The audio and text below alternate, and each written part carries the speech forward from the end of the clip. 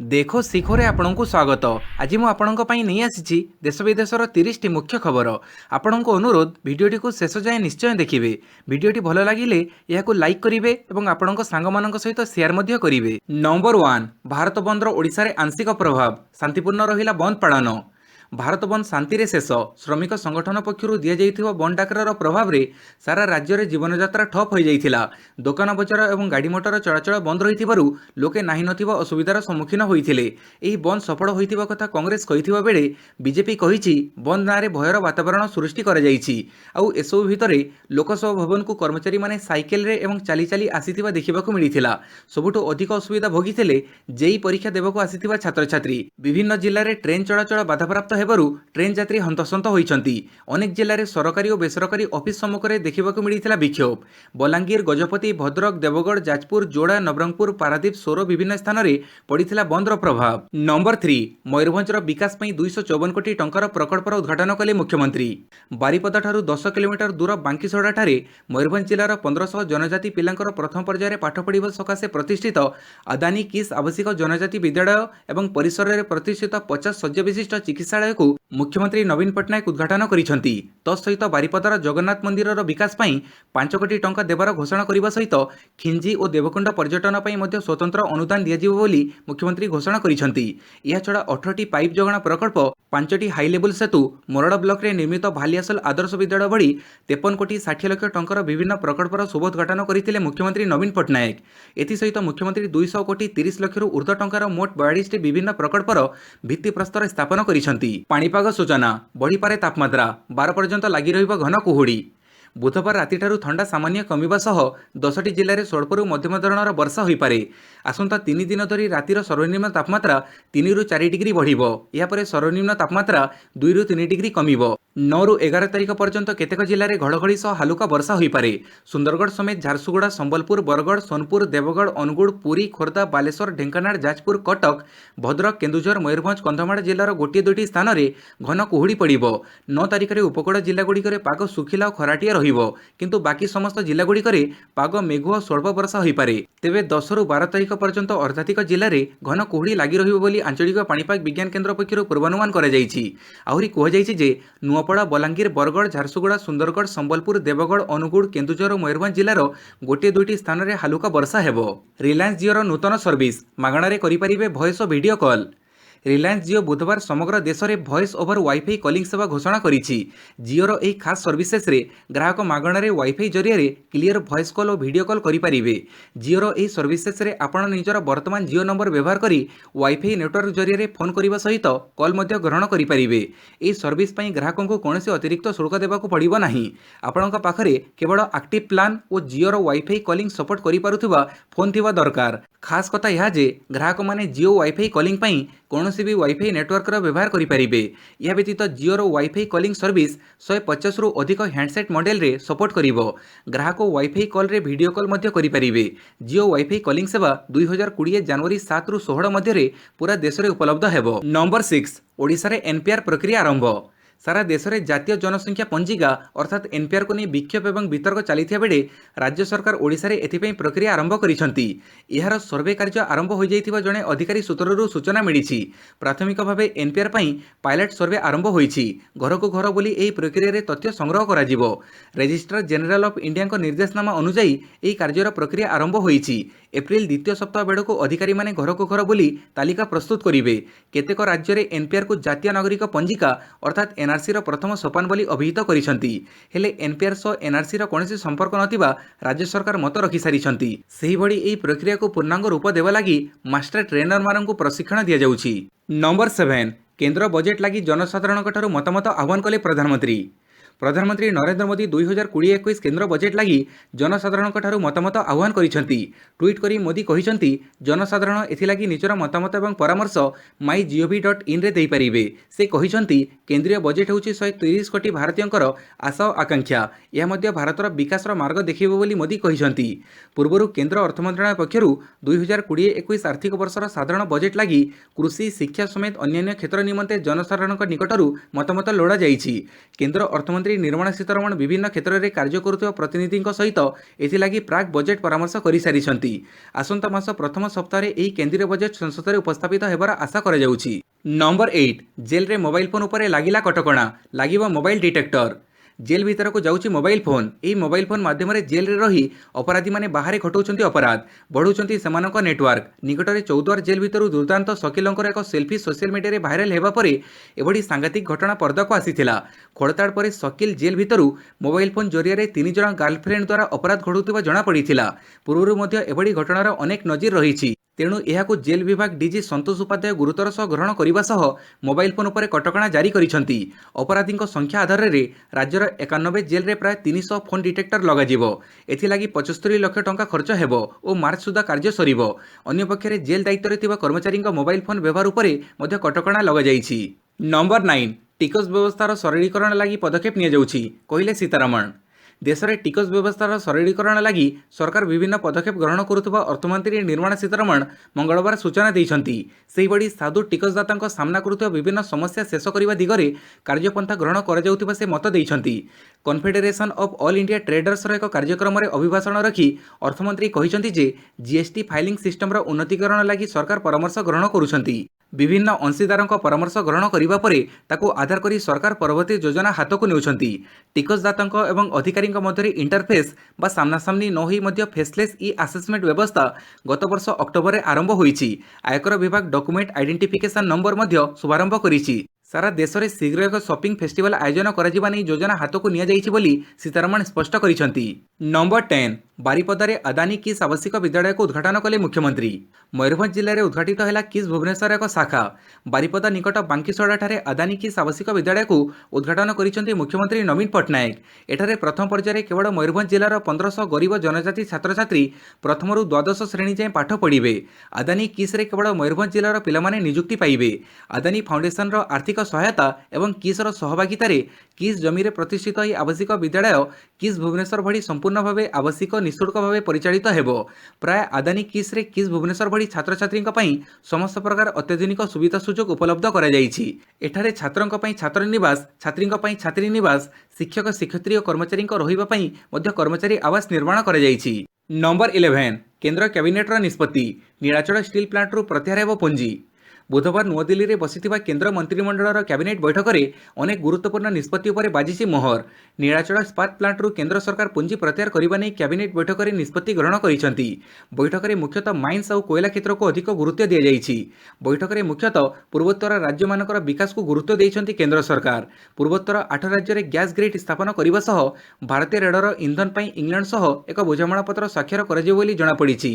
ଏହାସହ ଦେଶର ପ୍ରଥମ ଆୟୁର୍ବେଦିକ ରାଷ୍ଟ୍ର ମହତ୍ତ୍ୱ ସଂସ୍ଥା ଗୁଜରାଟରେ ପ୍ରତିଷ୍ଠା ହେବା ନେଇ ନିଷ୍ପତ୍ତି ଗ୍ରହଣ କରାଯାଇଛି। ଏନ୍ଆଇଏନ୍ଏଲ୍, ଏନ୍ଏମ୍ଟିସି, ବିଏଚ୍ଇଏଲ୍, ଏନ୍ଏମ୍ଡିସି ସମେତ 6 ପିଏସ୍ୟୁ ଅଂଶଧନ ବିକ୍ରି ହେବା ନେଇ ବୈଠକରେ ନିଷ୍ପତ୍ତି ନିଆଯାଇଛି। ଚଳିତ ବର୍ଷ ଅର୍ଥାତ୍ ମାର୍ଚ୍ଚ 2020ରେ କୋଇଲା ଖଣି ନିଲାମୀ ହେବା ସହ କୋଇଲା ସେକ୍ଟର ପାଇଁ ଖଣିଜ ଦ୍ରବ୍ୟ ଆଇନ 2020 ପ୍ରଣୟନ କରାଯିବ।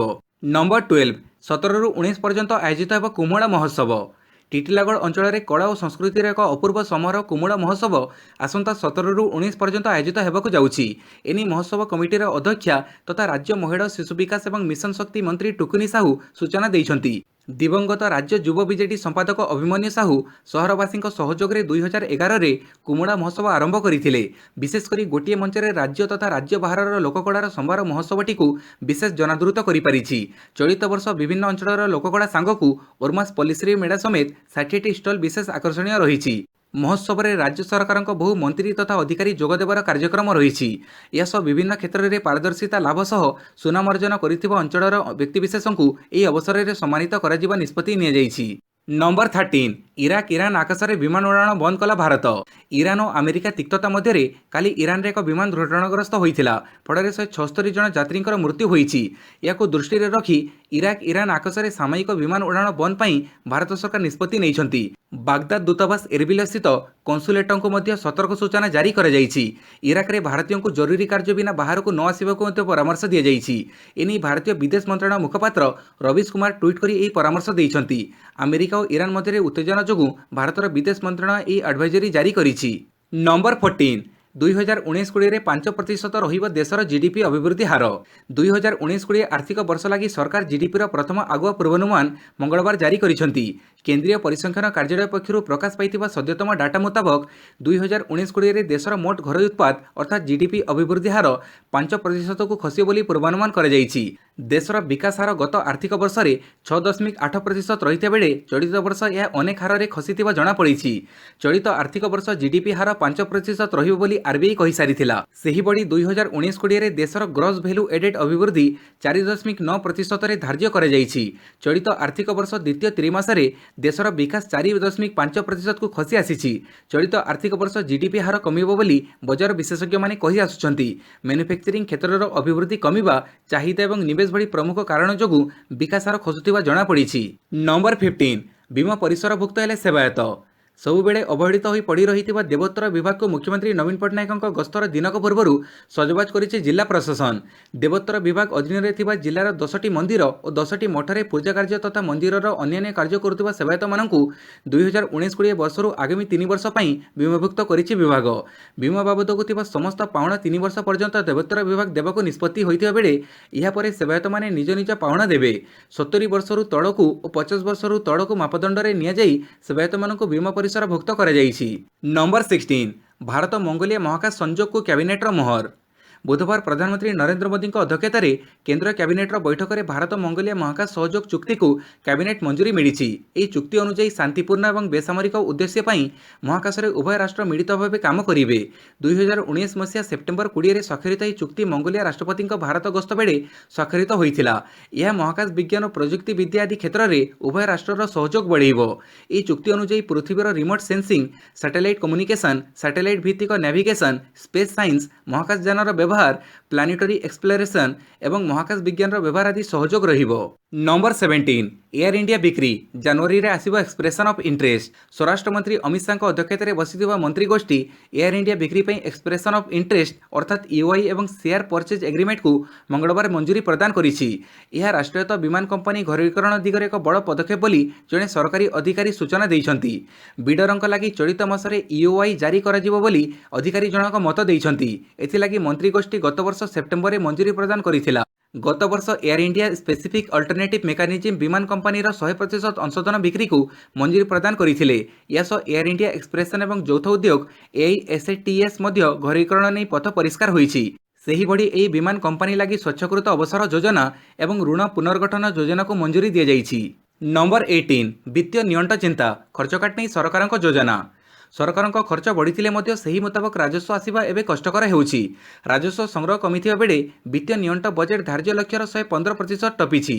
सरकार नियंट को नियंत्रण करिबा लागि खर्च काट योजना हाथ को नेबाको चिंता करिसंति। चलित आर्थिक वर्ष में सरकार तांकर मोट खर्चरू प्राय 2 लाख कोटी काट करि पारंती। प्रक्रिया सह जड़ित जड़े सरकारी अधिकारी ए संपर्क में मंगलवार सूचना दैछन्ति।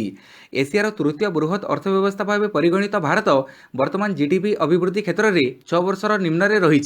चलित आर्थिक वर्ष द्वितीय त्रैमास देशर विकास हार 4.5% को खसी आसी। एभली स्थिति में सरकार जदि खर्च कमाती यह देशर अर्थव्यवस्था विकास हार उपर नकारात्मक प्रभाव पकेब बोली बजार विशेषज्ञ माने मत दैछन्ति। देशर राजकोष को 2.5 लाख कोटी टंकार राजस्व कम आसुथिबारु वित्तीय नियंट को धार्य लक्ष्य मध्य सीमित रखिबा पई सरकार एभली पदक्षेप नहीं पारंती बोली अधिकारी मत प्रकाश करिसंति। नंबर 19 ईरान को धमक देला इस्राएल। ईरान आक्रमणात्मक रूप देखि एबे इस्राएल रे मध्य आक्रमणर भय सृष्टि होईछि। अमेरिका भली इस्राएल उपरे मध्य ईरान मिसाइल माड़ करि पारे बोली कुहा जाउछि। याकु दृष्टि रे रखी काली इस्राएल प्रधानमंत्री बेंजामिन नेतान्याहू ईरान को धमक दैछन्ति। जदि ईरान केबे भी इस्राएल उपरे आक्रमण करिबाकु चेष्टा करिवो ताहेले यार परिणाम भयंकर हेबो बोली से कहिसंति। से कहिसंति आम उपरे जे भी आक्रमण करिवो ताकु अनुरूप ढंगरे जवाब दिया जिवो। इस्राएल एमिति भयंकर ढंगरे आक्रमण करिवो जे केही भी एकथा केबे भी आकलन करि परिबे नाही। सेहि परि से अमेरिका जनवरी 3 रे करिथिबा एयर स्ट्राइक को ठीक बोली कहिसंति। एही एयर स्ट्राइक रे Iran major general Qasem Soleimani प्राण हरैथिले। नंबर 20 जनवरी 10 रु 12 स्प्लानेट 1 रे फ्लैट 50% रिहाती। स्प्लानेट 1 मॉल तरफ आसंता 10 रु 12 तारीख 3 दिन पर विभिन्न खरीदारी उपर फ्लैट 50% रिहाती घोषणा कर जाइछि। असली हैप्पीनेस वाला सेल शॉपिंग उत्सव अवसर में एपरी उपहार ग्राहक मानक प्रदान कर जाइछि। एही अवसर में ग्राहक माने मैक्स ग्लोबल देसी बिंग ह्यूमन हमलेज बिग बजार रिलायंस ट्रेंड्स होम सेंटर और काजो आदि खरीद कले 50% फायदा मिलिबो बोली मॉल पक्षरु कुहा जाइछि। एही अवसर में ग्राहक माने मॉल रे थिबा रेस्तरां गुड़िक मेगा रिहाती और डील पाई परिबे। Bhubaneswar test factory, KFC, Asia 7, Pizza Hut आदि रे अनेक आकर्षणीय रिहाती मिलिबो। 129 टंका भली कम दाम रे खाद्य सामग्री मिलिबो। ए अवसर रे ग्राहक माने अनेक आकर्षणीय पुरस्कार जीति पारिबे। नंबर 21 निलंबित आईएएस अकाउंट रे 70 लाख टंका। आईएएस अफिसर विजय उपाध्याय विगत 7 वर्ष मध्य निज बैंक अकाउंट रे प्राय 70 लाख टंका जमा करथिया विषय विजिलेंस विभाग पक्षरु कहुଯାଇଛି। गत बुधवार दिन उपाध्याय विजिलेंस हाथ में धरा पड़ता बेले से एवं झारपड़ा जेल रे अछंती। उपाध्याय बैंक अकाउंट छानबीन करने समय 2012 रु 2019 मध्य विभिन्न बैंक रे एही टंका जमा करा जायछि। विजिलेंस सूत्र अनुसार काउंटर और कैश डिपोजिट मेसिन रे एही टंका विभिन्न व्यक्ति द्वारा जमा करा जायथिला। गोटे दिन में विभिन्न समय टंका जमा होइतिबा भी जଣା पड़िछि। उपाध्याय उद्यान कृषि विभाग निर्देशक थिबा बेले मुख्यतः एही टंका कारबार होइछि। निज अकाउंट व्यतीत लिंक्ड अकाउंट रे मध्य टंका जमा होइतिबा विजिलेंस जानि परिछि। नंबर 22 ऑस्ट्रेलिया रे जल संकट 10,000 ओटों गुड़ी करी मारिबाकू निर्देश। ऑस्ट्रेलियार दक्षिणांचल में मरुड़ी परिस्थिति सृष्टि होइछि। फल मरु अंचल में जल संकट तीव्र होबार लगी। ओट मैंने जल अन्वेषण में जंगल मुहां होउछंती। प्राय 10,000 ओट जंगल आड़ को मुहुथिबा बेले सेमानकु गुड़ी करी मारिदेबाकू सरकार निर्देश देइछंती। बुधवार ठारू हेलिकप्टर जोगे बंदूकधारी आकाशमार्गरू ओटों गुड़ी करी हत्या करने प्रक्रिया आरंभ करिछि। सरकारक एभली पदक्षेप को पशुप्रेमी निंदा करने सहित यह अमानवीय बोली कहिसंती। 2019 रे ऑस्ट्रेलिया सबुठारू उत्तप्त रहिथिला। फल देश में मरुड़ी परिस्थिति सृष्टि हेबा सहित जल संकट देखा देइछि।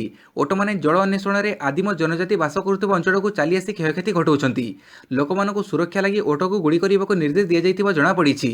नंबर 23 चाइना आकाश में देखागला एकाथरके 3 सूर्य। चाइना आकाश में एकाथर के 3टी सूर्य देखा मिलता। अविश्वसनीय लगुले सत। यही अद्भुत दृश्य देखि लोके मध्य आश्चर्य हो जाइथिले। किछि लोक निज निज कैमेरा रे एही दृश्यर फोटो उठे सोशल मीडिया रे शेयर करिसंती, जहाँ खूब भाइराल हेबारे लागिछि। चाइनार उत्तर पूर्व स्थित जिलिन फुयु सहर में गत डिसेम्बर 31 तारिख में एपरी विरल दृश्य देखा मिलता। एठारे एका संगे 3टी सूर्य देखा पाइथिले लोके।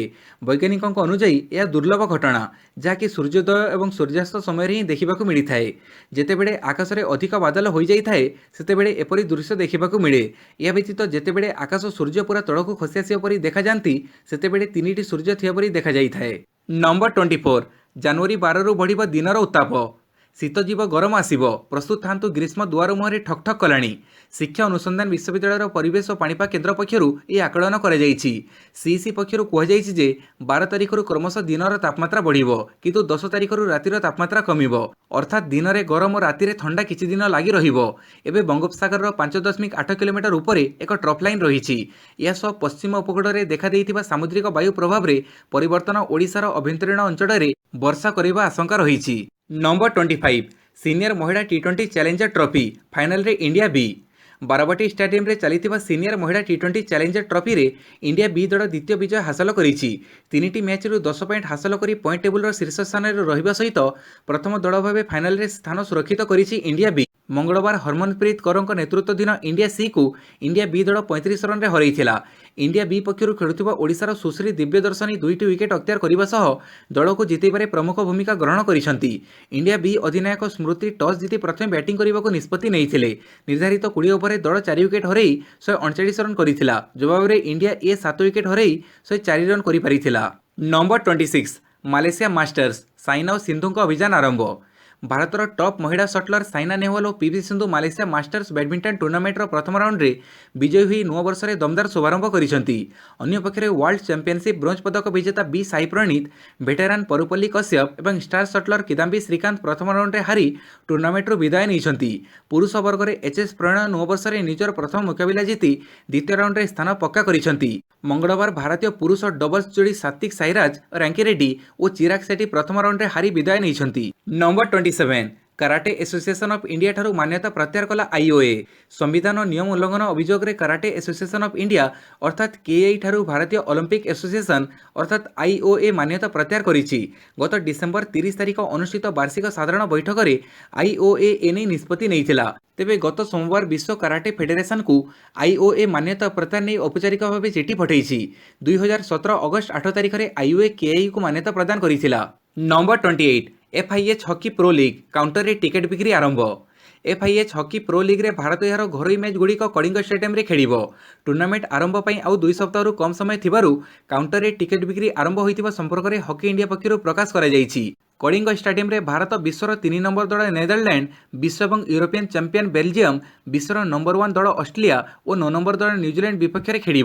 प्रति दल विपक्ष में 2टी लेखाएं मैच खेलू भारत घरोई परिवेश में मोट 8टी मैच रे प्रतिद्वंदिता करिवो। एही सब मैच गुड़िकर टिकेट स्टाडियम 9 नंबर गेट स्थित बॉक्स ऑफिस रे उपलब्ध। यह व्यतीत भुवनेश्वर विभिन्न आउटलेट रे मध्य टिकेट मिलुछि। FIH प्रो लीग 2020 ପାଇଁ जो दर्शक ऑनलाइन टिकेट किनिछंती सेमाने स्टाडियम 4 नंबर गेट निकट रे थिबा रिडेम्पशन काउंटर रे रिडीम करि परिबे। सकाळ 10 टारू संध्या 6टा पर्यंत टिकेट मिलिबो एवं रिडेम्पशन करिहेबो।